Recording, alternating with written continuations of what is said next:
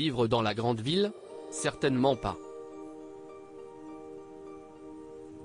Fort de son succès fou, Francis Cabrel est retourné, dès qu'il a pu, revivre là où il avait grandi.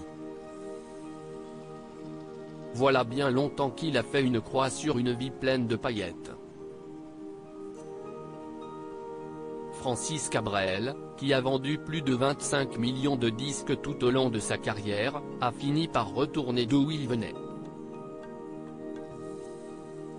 Le chanteur s'est effectivement installé dans le petit village d'Astafort, près d'Agen, dans le Lot-et-Garonne. Si est-il là qu'il a grandi, dans cet endroit au charme fou, qui ne compte pas plus de 2000 habitants.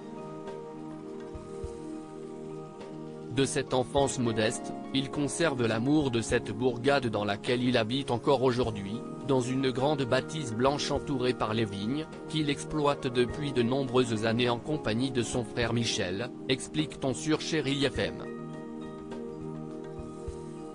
Là-bas, Francis Cabrel mène une vie paisible avec sa femme, la décoratrice d'intérieur Mariette Dargeau, qu'il a épousée il y a près de 50 ans, en 1974.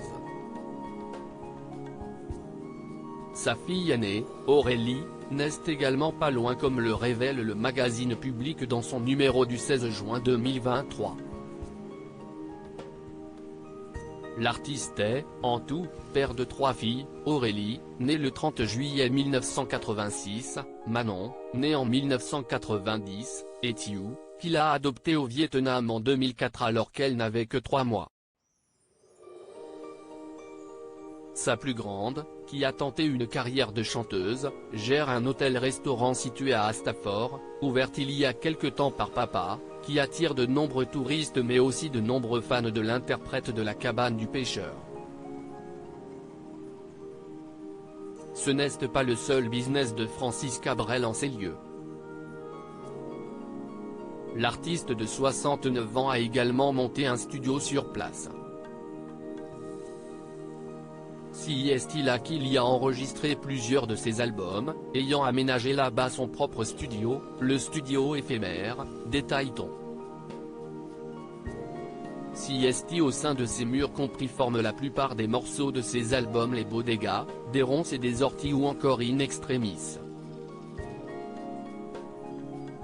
Il est aussi à la tête de 2 associations culturelles, Musique et Culture, qui permettent de dispenser des cours de musique, de danse et de théâtre aux jeunes de la région, et Voix du Sud, une structure de stage et parrainage d'artistes locaux. Il a, enfin, milité pour que son village trouve enfin un médecin. Retrouvez toutes les informations sur Francis Cabrel dans le magazine Public, N°1040, du 16 juin 2023.